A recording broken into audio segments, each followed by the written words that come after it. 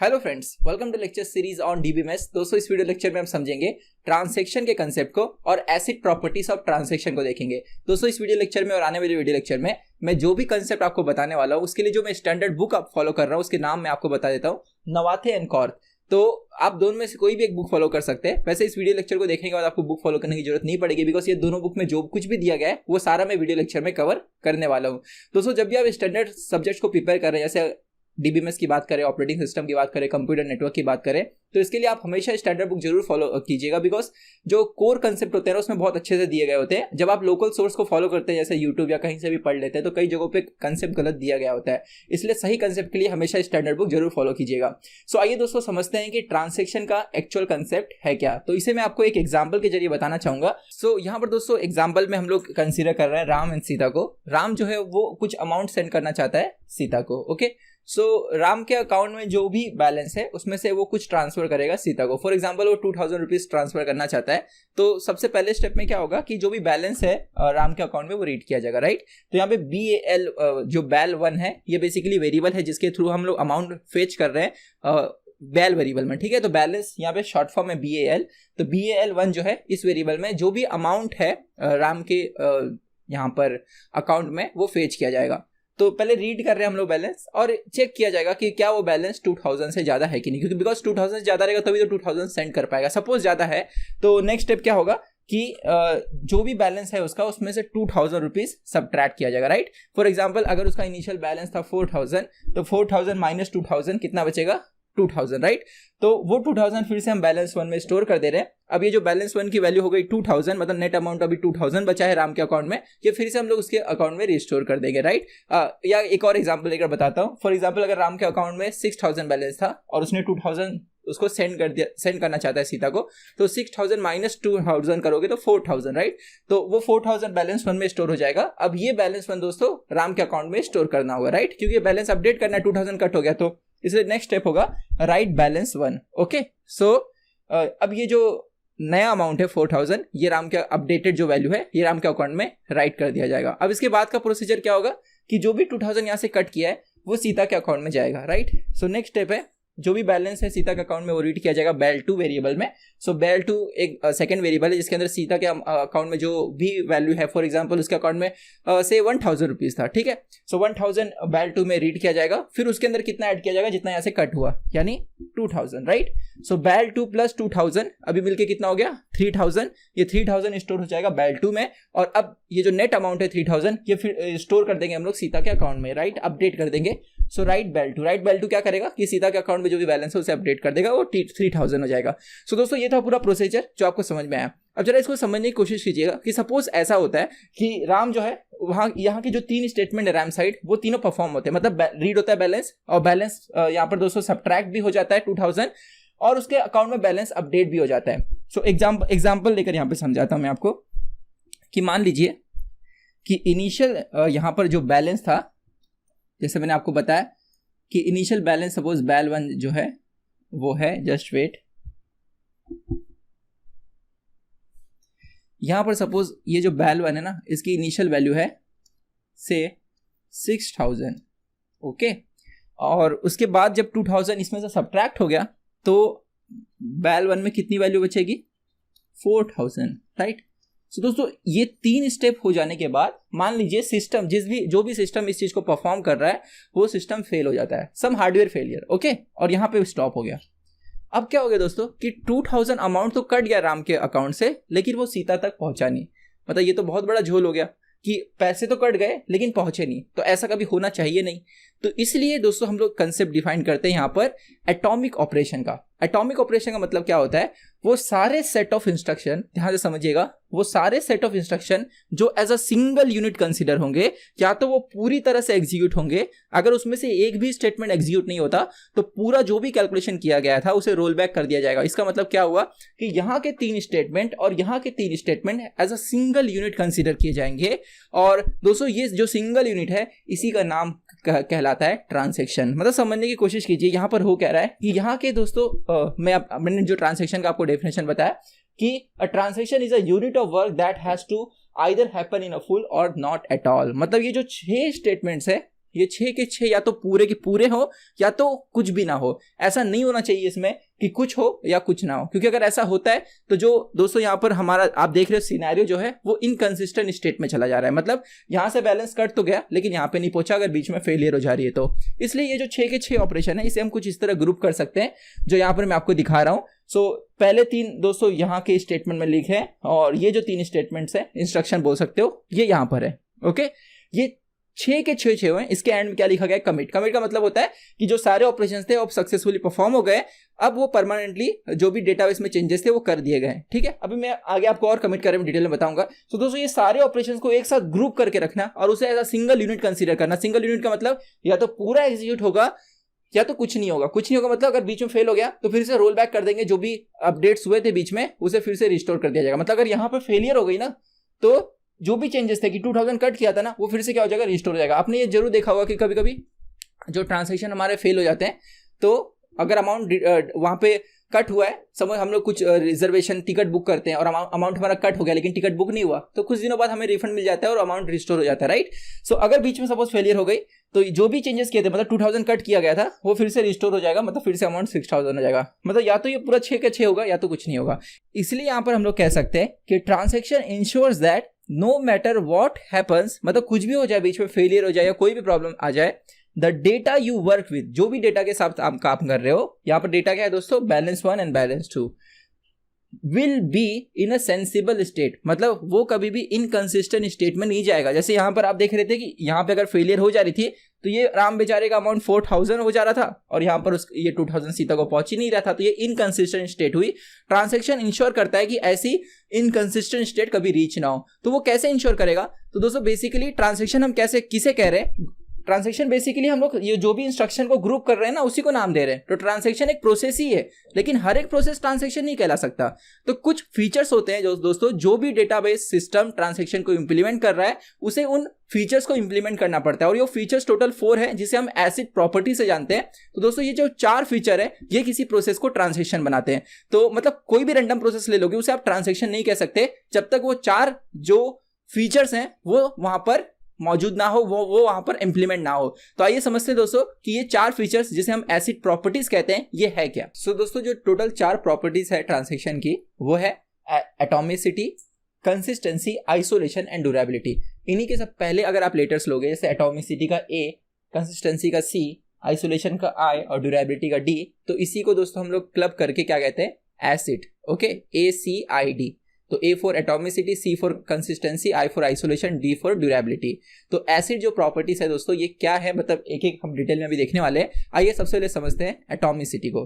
तो दोस्तों बात अगर हम लोग करें एटॉमिसिटी की तो अभी जो मैंने आपको थोड़ी देर पहले समझाया कि ट्रांसैक्शन का one of the main property क्या है कि जितने भी इंस्ट्रक्शन ट्रांसैक्शन में होते हैं या तो पूरा एग्जीक्यूट होंगे या तो कुछ भी एग्जीक्यूट नहीं होगा।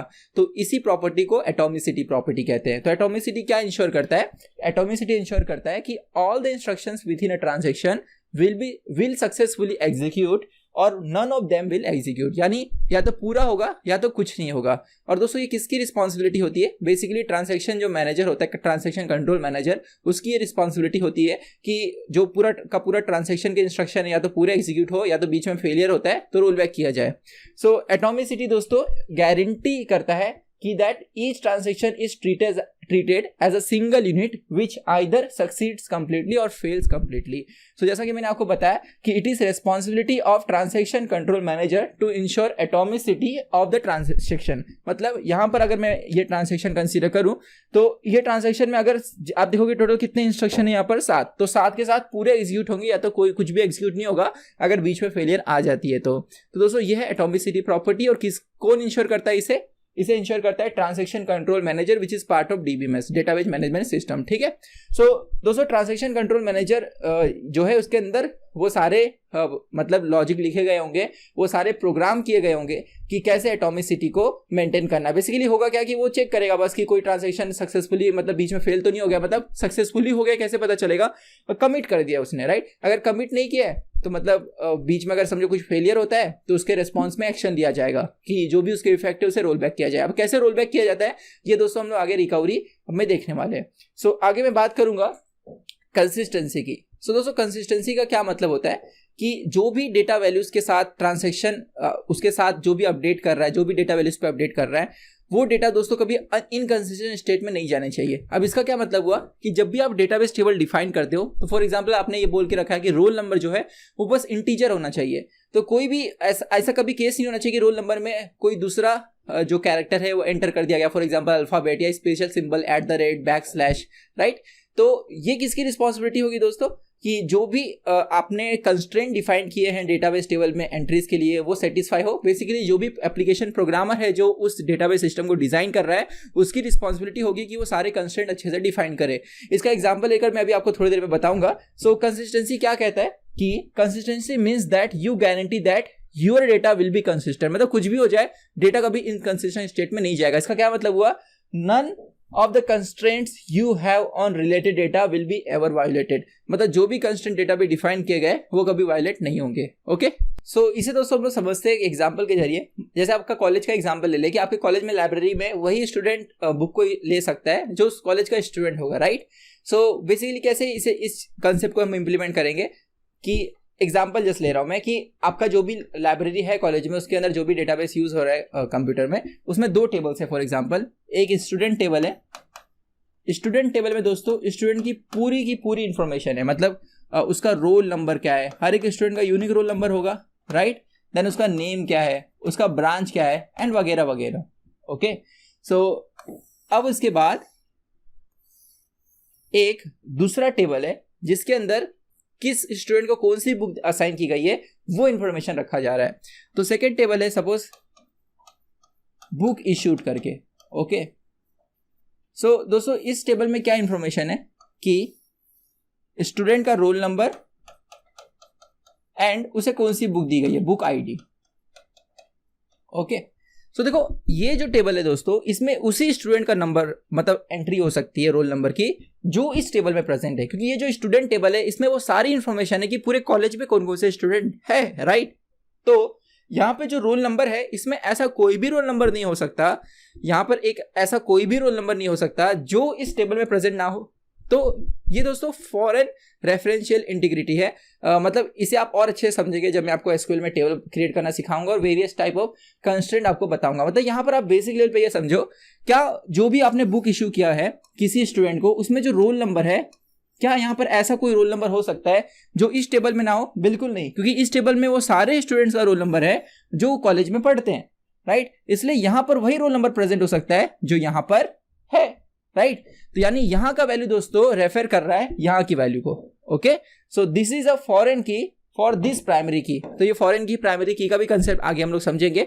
दोस्तों यहाँ पर आप ये समझिएगा कि आपका जो भी यहाँ पर डेटाबेस सिस्टम है वो कभी भी यहाँ पर ऐसी एंट्री को नहीं मारने देगा, मतलब कोई भी ऐसा रोल नंबर एंटर नहीं करने देगा जो यहाँ एग्जिस्ट नहीं करता।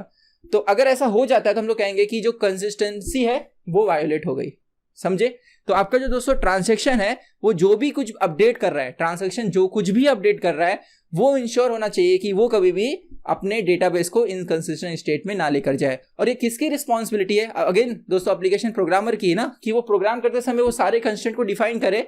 मतलब ये हमें एक्चुअली में यहाँ पे प्रोग्राम करते समय डिफाइन करना पड़ेगा कि ये जो रोल नंबर है या इसे रेफर कर रहा है, तो यहाँ पर ऐसी कोई एंट्री नहीं हो सकती जो यहाँ पर प्रेजेंट ना हो। अगर होता है, अगर ऐसा करने की कोशिश की जा रही है तो क्या ट्रिगर करना है, क्या एक्शन लेना चाहिए, वो सब एप्लीकेशन प्रोग्रामर को ही डिफाइन करना पड़ता है। सो आई होप आपको अच्छे से समझ गया कि यहाँ पर मैं जो आपको बताना चाह रहा था कि जो कंसिस्टेंसी है वो क्या बताती है। सो जैसा कि अभी हमने प्रीवियस केस में देखा था कि अकाउंट ए से बैलेंस कट गया, राम के अकाउंट से बैलेंस कट गया, लेकिन वो सीता तक पहुंचा नहीं। तो अगर एक्चुअली में आप देखोगे अगर हम लोग कंसेप्ट पे वापस लौटे, सो देखो क्या हो रहा था वहां पर कि राम के अकाउंट में बैलेंस इनिशियली सपोज था, जिसे मैं बैल1 वेरिएबल से रिप्रेजेंट कर रहा था 6000। ओके, एंड जो सीता थी उसके अकाउंट में जो बैलेंस है उसे मैं बैल2 से रिप्रेजेंट करता हूं। सपोज उसके अकाउंट में इनिशियल बैलेंस था 1000, ठीक है। तो दोस्तों अगर हम लोग बात करें बैल1 प्लस बैल2, ठीक है, सो टोटल कितना होगा 7000, राइट। अच्छा मुझे एक बात बताओ, अगर मैं कुछ अमाउंट यहां से निकाल कर यहां पर भेज भी देता हूं तो भी सम इक्वल ही रहेगा, है ना। अगर मैं 2000 यहां से निकाल दूं तो यहां 4000 बचेगा, राइट, और यहां पर 3000 हो जाएगा, स्टिल सम कितना रहेगा 7000 रहेगा, है ना। तो हम लोग कहेंगे कि initial state and final state में जो सम है वो क्या है, सेम है। तो ये दोस्तों ये भी कंसिस्टेंसी को डिफाइन कर रहा है। अगर समझो बीच में कुछ गड़बड़ी होती है तो डेटाबेस इनकंसिस्टेंट स्टेट में चला जाएगा। कैसे देखो, अगर समझो यहां से 2000 डिटेक्ट हो गया, मतलब 4000 हो गया, लेकिन वो 2000 यहां पहुंचा ही नहीं, तब देखो अगर आप सम करोगे बैल 1 प्लस बैल 2 का तो आपको कितना मिलेगा, 4000, क्योंकि यहाँ पे 2000 पहुंचा नहीं है तो यहाँ 1000 ही रहेगा। तो सम अभी दोस्तों आपको क्या मिल रहा है, 5000। तो क्या ब्रेक हुआ यहाँ पर दोस्तों, यहाँ पर ब्रेक हुआ कंसिस्टेंसी, आपका डेटाबेस इनकंसिस्टेंट स्टेट में चला गया।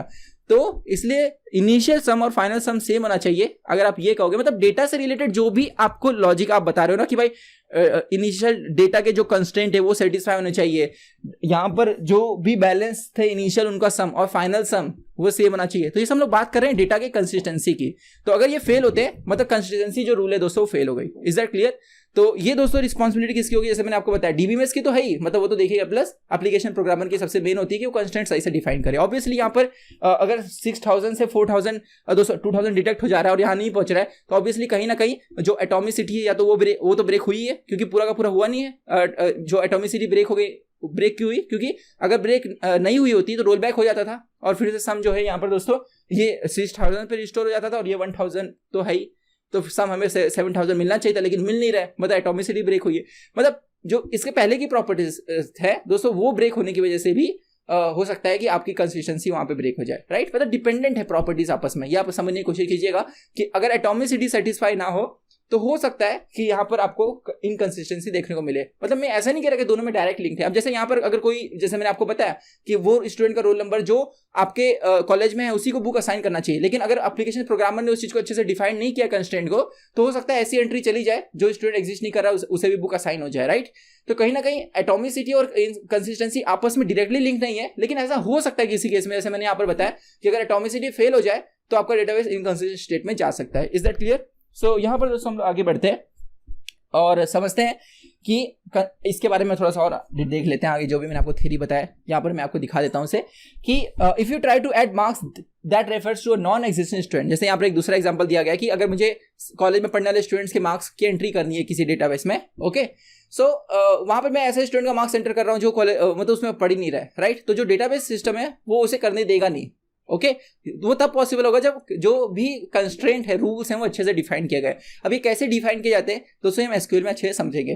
तो क्या होगा यहाँ पर, that is when consistency kicks in to prevent you from doing it. मतलब समझने की कोशिश कीजिएगा, फिर से मैं पढ़ रहा हूँ। If you try to add marks that refers to a non existing student, that is when तब consistency kicks in to prevent you from the doing. Then दोस्तों कंसिस्टेंसी सामने आएगा, आपको रोकेगा ये करने से।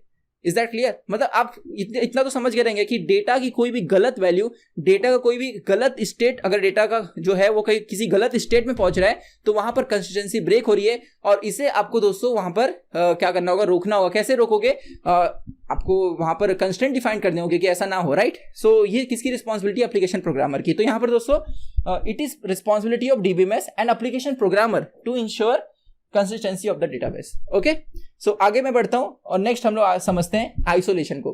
दोस्तों आइसोलेशन का मतलब क्या होता है इसे हम लोग थोड़ा समझते हैं कि जब भी हम बात करते हैं ट्रांसैक्शन की तो कभी भी ऐसा नहीं होता। देखो मैं एक एग्जांपल बताता हूं, जैसे रिजर्वेशन का एक एग्जांपल ले लें कि जब आप ट्रेन बुक करते हो या कोई भी चीज बुक करते हो तो ऐसा नहीं कि आप अकेले बुक कर रहे हो, साथ में बहुत लोग बुक कर रहे हैं, राइट।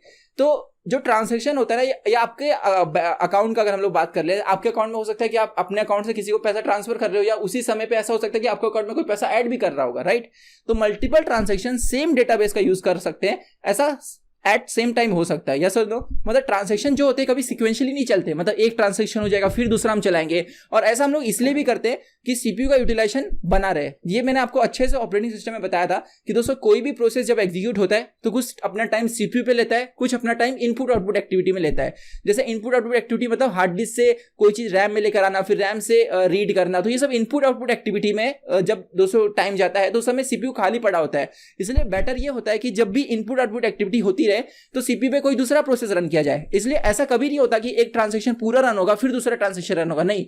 जैसे ही एक ट्रांसैक्शन रन हो रहा है और सीपीयू खाली हो गया, दूसरे ट्रांसैक्शन को उस सीपीयू पे रन करना स्टार्ट कर देंगे, ओके, ताकि सीपीयू का यूटिलाइजेशन बना रहे। अगर आपको इसको और डिटेल में देखना है तो आप प्रोसेस शेड्यूलिंग का वीडियो देखिए ऑपरेटिंग सिस्टम में, जहां पर मैंने किसी भी प्रोसेस के एग्जीक्यूशन के पूरे सीक्वेंस को अच्छे से बताया हुआ है।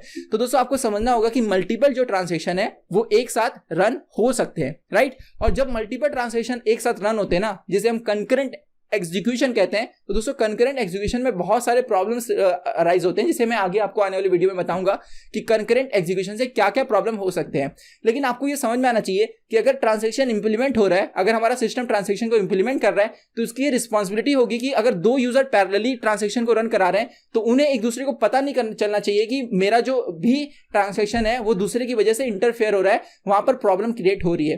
तो मतलब एक जो दोस्तों ट्रांजैक्शन है वो दूसरे से बिल्कुल अनअवेयर होना चाहिए। ओके, तो ये कैसे हो पाएगा कि एक ट्रांजैक्शन दूसरे से बिल्कुल ही अनअवेयर हो? तो दोस्तों आपको कुछ ऐसा करना होगा कि अगर आप ट्रांजैक्शन को पैरेलली रन करते हो, एग्जांपल बताता हूं, देखो कि अगर मेरे पास दो ट्रांजैक्शन है T1 एंड T2, ओके, दोनों को मैं पैरेलली रन कर रहा हूं, मतलब कुछ इसके इंस्ट्रक्शन रन हो रहे हैं, कुछ इसके इंस्ट्रक्शन रन हो रहे हैं, फिर कुछ इसके रन हो रहे हैं, कुछ इसके रन हो रहे हैं, मतलब दोनों का कुछ ना कुछ चलते रह रहा है। जैसे इसका रन हो गया, सीपीयू खाली हो गया तो उसको कुछ इसका कुछ रन कराने लगे, फिर सीपीयू खाली हो गया तो इसका कुछ रन कराने लगे, मतलब दोनों पैरेलली चालू है। तो ऐसा कुछ होना चाहिए कि इसको ना पता चले कि T2 रन हो रहा है और उसको भी ना पता चले कि T1 रन हो रहा है। मैं जब कह रहा हूं ना पता चले, मतलब ऐसा कुछ नहीं होना चाहिए कि ये जो भी कुछ कर रहा है ना वो दोस्तों इंटरफेयर हो इसकी वजह से। तो अभी मैं एग्जांपल लेकर आपको समझाऊंगा तो और अच्छे से आपको समझेगा। तो क्या करना होगा बेसिकली आपको कि ऐसा कुछ अरेंजमेंट करना होगा कि अगर T1 के बाद T2 रन कराए या T2 के बाद T1 रन कराए, मतलब सीक्वेंशियल, ओके, तो सीक्वेंशियल एग्जीक्यूशन से जो इफेक्ट आने वाला है, देखो ध्यान से समझिएगा दोस्तों, अगर मेरे पास n ट्रांजैक्शन है तो कितने सीक्वेंशियल एग्जीक्यूशन पॉसिबल है? n factorial. जैसे देखिए यहां पर देखो दो अगर ट्रांजैक्शन है तो दो तरह के सीक्वेंशियल एग्जीक्यूशन पॉसिबल है, या तो पहले T1 रन कराओ फिर T2 रन कराओ, या तो T2 रन कराओ फिर T1 रन कराओ, राइट? तो ये सीक्वेंशियल एग्जीक्यूशन हुआ। तो सीक्वेंशियल एग्जीक्यूशन में कभी एक ट्रांजैक्शन दूसरे के बारे में जान ही नहीं पाएगा, क्योंकि वो जब रन हो रहा है तो दूसरा कोई रन ही नहीं हो रहा है, राइट? तो आपको ऐसा कुछ करना होगा कि जब ट्रांजैक्शन पैरेलली रन हो रहे हैं, तो उन्हें ऐसा महसूस हो कि वो सीक्वेंशियली रन हो रहे हैं। तो दोस्तों ये कैसे इंप्लीमेंट होता है? ये दोस्तों सीरियलाइजेबिलिटी का कंसेप्ट है, जो आगे हम देखेंगे कि कैसे हम सीरियलाइजेबिलिटी के कंसेप्ट से ये इंश्योर हो सकते हैं कि जो ट्रांजैक्शन कंकरेंटली रन हो रहे हैं वो एग्जैक्टली सेम इफेक्ट क्रिएट करेंगे अगर उन्हें सीक्वेंशियली भी रन किया जाए। तो मतलब हर यहाँ पे जो ये दोनों पैरेलल रन हो रहे हैं ना, तो इनका इफेक्ट ये दोनों में से किसी एक सीक्वेंशियल एग्जीक्यूशन के इक्विवेलेंट रहेगा। अगर आपको ये नहीं समझना, थोड़ा सा बस वेट कीजिएगा जब मैं आपको बताऊंगा कि कैसे हम लोग इस इफेक्ट को ला सकते हैं। सो दोस्तों यहां पर मैं बात कर रहा था आइसोलेशन की, तो जरा हम लोग देख लेते हैं इस प्रॉपर्टी को डिटेल में। सो आपको ओवरव्यू तो समझ गया होगा कि मैंने आपको क्या बताने की कोशिश की। तो आइसोलेशन क्या कहता है कि even if the consistency and atomicity properties are ensured for each transaction, if several transactions are executed concurrently, their operations may interleave in some undesirable way, resulting in an inconsistent state। ये अब कैसे होता है दोस्तों, ये हम लोग का नेक्स्ट वीडियो का टॉपिक है, जिसमें मैं कंकरेंट एग्जीक्यूशन की वजह से क्या क्या प्रॉब्लम्स होते हैं ये डिस्कस करने वाला हूं। सो आगे क्या कहा जा रहा है कि the execution of a transaction should not be interfered by any other transaction executing concurrently. मतलब ऐसा समझो कि एक ट्रांजैक्शन किसी डेटा वेरिएबल पे अपडेट कर रहा है। फॉर एग्जांपल मेरे पास एक वेरिएबल है ए को ट्रांजैक्शन T1 ने अपडेट कर दिया A+50, ओके, फिर उसे राइट भी कर दिया। अब इसके बाद क्या होता है कि T2 है दोस्तों, ये जब अपडेट हुआ था ना, इसके पहले T2 ने एक बार रीड किया था, ओके। अब इसके बाद T2 क्या करता है, T2 ने रीड कर लिया था वैल्यू पुरानी वाली, अब बीच में इसने अपडेट कर दिया। अब ये क्या करता है, T2 पुरानी वाली वैल्यू को लेकर क्या कर लेता है, उसे अपडेट मार देता है। तो यहां पर दोस्तों प्रॉब्लम क्रिएट हो गई कि इसने पुरानी वाली वैल्यू रीड की, बीच में किसी ने अपडेट कर दिया और फिर इसने उस पुरानी वाली वैल्यू को लेकर अपडेट कर दिया, और अब ये जब राइट ए करेगा ना तो क्या होगा मालूम है? जरा एग्जांपल लेकर समझते हैं कि फॉर एग्जांपल ए का वैल्यू था इनिशियली 100, ठीक है। तो दोस्तों 100 + 50 कितना होगा? 100 + 50 होगा 150, और राइट ए करेंगे तो 100 रिप्लेस हो जाएगा 150 से, तो डेटाबेस में वैल्यू चली गई 150। लेकिन इसके पहले ही दोस्तों जो T2 था उसने रीड कर लिया था ए का वैल्यू, मतलब ओल्ड वैल्यू। तो T2 के पास ए की वैल्यू क्या है? 100, ओके। अब T2 क्या कर रहा है, A = A-10, मतलब 100 - 10 तो कितना होगा 90, और राइट ए करेगा तो दोस्तों ये 150 रिप्लेस हो जाएगा 90 से। तो क्या हुआ, इसने जो भी कैलकुलेशन किया था वो सब दोस्तों मतलब ओवरलैप, मतलब क्या करेंगे, ओवर राइट कर दिया गया। ओवर राइट किसके द्वारा कर दिया गया? T2 के द्वारा। तो इसने जो भी किया था व्यर्थ हो गया सब, राइट? ये तो गलत हुआ ना। कि क्यों ऐसा हुआ? बिकॉज दोस्तों बीच में इसने इंटरफेयर किया।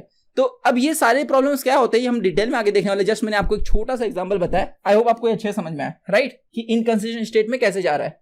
सो यहां पर अब हम लोग थोड़ा सा आगे बढ़ते हैं और समझते हैं कि ये जो दोस्तों हम लोग बात कर रहे हैं इस आइसोलेशन की, देखिए इसका नाम क्या बोला गया है, the resultant state of the system after executing all the transaction is same as the state that would be achieved if the transactions were executed serially one after the other। मतलब आपको कुछ ऐसा करना होगा कि इवन दो आप transactions को parallelly run करा रहे हो, उसका इफेक्ट है वो एग्जैक्टली सीरियल ट्रांजैक्शन के इक्विवेलेंट होना चाहिए। कोई भी सीरियल ट्रांजैक्शन, फॉर एग्जांपल जैसे में होता है कि अगर T1 और T2 है तो दो तरह के सीरियल एग्जीक्यूशन पॉसिबल है, पहले T1 या तो T2 या तो पहले T2 या तो बाद में T1।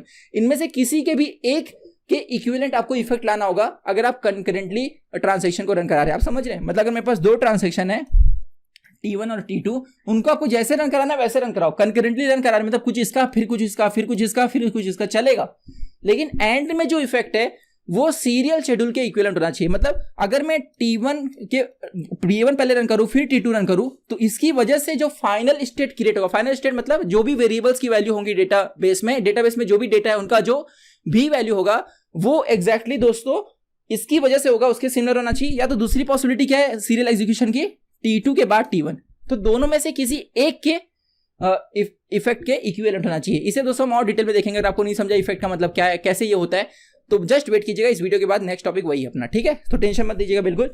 सो आगे बढ़ते हैं हम लोग। और यहां पर दोस्तों आइसोलेशन जो है ये किसकी रिस्पॉन्सिबिलिटी है? So isolation is a responsibility of concurrency control manager, कि जो पार्ट डीबीएमएस का ट्रांजैक्शन कंट्रोल मैनेजर का जो पार्ट दोस्तों कंकरेंसी को इंप्लीमेंट कर रहा है, मतलब वो ध्यान दे, कंकरेंसी कंट्रोल मैनेजर का यही रिस्पॉन्सिबिलिटी होगा कि अगर ट्रांजैक्शन कंकरेंटली रन हो रहे हैं तो वहां पे सीरियलाइजेबिलिटी जो है वो इंश्योर हो, ताकि आइसोलेशन जो है वो गारंटीड हो।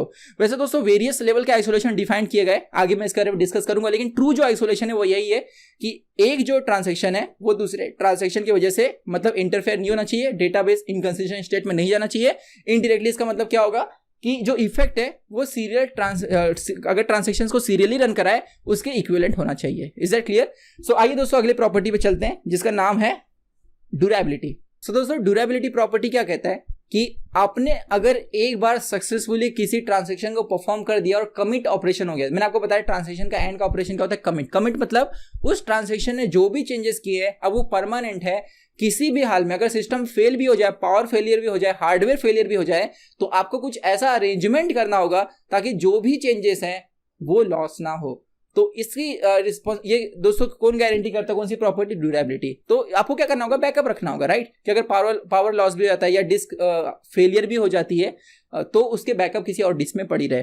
तो ड्यूरेबिलिटी क्या गारंटी करता है यहाँ पर कि this property ensures that all the changes made by a transaction after its successful execution are written successfully to the disk. मतलब कि it also ensures that this changes exist permanently and are never lost even if there occurs a failure of any kind. मतलब true manner, अगर हम लोग true sense में देखें durability का मतलब कि कोई भी टाइप का फेलियर हो जाए, जो भी चेंजेस ट्रांजैक्शन ने किए हैं, कमिट अगर ट्रांजैक्शन हो चुका है तो जो भी चेंजेस किए गए वो परमानेंट होंगे। इसको आपको किसी तरह से वहां पे इंप्लीमेंट करना होगा। मतलब इसके लिए हम दोस्तों रैड का इंप्लीमेंटेशन करते हैं, आगे मैं इसको डिस्कस करूंगा कि कैसे हम लोग सेम डेटा की मल्टीपल कॉपीज रखते हैं। तो अगर एक डिस्क फेल हो गया तो उसकी कॉपी दूसरे डिस्क में रहती है, ठीक है? सो यहाँ पर आपको ये ध्यान देना है कि कोई भी ट्रांजैक्शन अगर कमिट तक पहुंच गया है और कमिट उसने कर दिया तो उसने जो भी चेंजेस डेटाबेस में किए वो सारे परमानेंट हो गए। मतलब एक ट्रांजैक्शन कमिट करने के बाद ऐसी नौबत नहीं आनी चाहिए कि आपको रोल बैक करना पड़े, राइट? ऐसा कभी नहीं होगा। अगर ऐसा होता है तो कौन सी प्रॉपर्टी लॉस होगी? ड्यूरेबिलिटी। ओके, सो यहाँ पर it is responsibility of recovery manager to ensure durability in the database. मतलब रिकवरी मैनेजर है, उसकी रिस्पॉन्सिबिलिटी होगी कि किस तरह से रिकवर करना है। अगर डेटाबेस फेल भी हो गया या कोई पावर फेलियर, कोई हार्डवेयर फेलियर हो जाती है तो कैसे इस चीज को मैनेज किया जाएगा। सो दोस्तों ये जो हमने 4 प्रॉपर्टीज पढ़ी ना, एसिड प्रॉपर्टीज, इसी को हम लोग देखेंगे कि इसे इंप्लीमेंट कैसे किया जाता है। ये आगे आने वाले चैप्टर्स में पूरा का पूरा फोकस इन्हीं प्रॉपर्टीज को लेकर रहेगा। तो एक बार फिर से मैं आपको बता दूं कि सारी प्रॉपर्टीज थी क्या। तो एसिड प्रॉपर्टी में सबसे पहले एटॉमिसिटी, जो ये इंश्योर करता है कि पूरा ट्रांजैक्शन या तो पूरी तरह से रन होगा या तो कुछ भी रन नहीं होगा। अगर बीच में फेलियर हो गई तो रोल बैक करना पड़ेगा। कंसिस्टेंसी, ये इंश्योर करता है कि जो भी डेटा वैल्यूज है वो कभी भी इनकंसिस्टेंट स्टेट में नहीं जाएंगे, जिसका अच्छा खासा एग्जांपल मैंने आपको दिया। नेक्स्ट प्रॉपर्टी आइसोलेशन है दोस्तों। ये कहता है कि एक जो ट्रांजैक्शन है वो दूसरे से बिल्कुल अनअवेयर रहेगा। और ड्यूरेबिलिटी ये कहता है कि अगर ट्रांजैक्शन सक्सेसफुली कंप्लीट हो चुका है और उसने कमिट कर दिया है तो ऐसी नौबत कभी भी नहीं आनी चाहिए कि उसके जो इफेक्ट है, उसने जो भी कैलकुलेशन किया है, डेटाबेस में जो भी चेंजेस किए हैं, उसे रोल बैक करना पड़े, मतलब प्रीवियस स्टेट में लेकर जाना पड़े। ये पॉसिबल नहीं होगा। ओके, मतलब कहीं ना कहीं अगर कोई भी टाइप का फेलियर हो जाता है तो भी आपके डेटाबेस के चेंजेस जो है वो फिर से रोल बैक नहीं होंगे। कमिट होने के बाद जो चेंजेस है वही चेंजेस वहाँ पे दोस्तों रहेंगे, रोल बैक मतलब पुराने स्टेट पे नहीं जाएंगे, राइट। तो कैसे दोस्तों ये चारों प्रॉपर्टीज को हम इंप्लीमेंट करते हैं, ये हम आने वाले वीडियोस में देखेंगे। आइए सबसे पहले नेक्स्ट वीडियो में हम लोग समझ लेते हैं किसी भी ट्रांजेक्शन के वेरियस स्टेट्स क्या होते हैं। फिर उसके बाद मैं आपको बताऊंगा कि अगर हम कंकरेंटली रन करते हैं अगर ट्रांजेक्शन को, तो कौन कौन से इश्यूज अराइज होते हैं और उसे हम कैसे दूर करते हैं।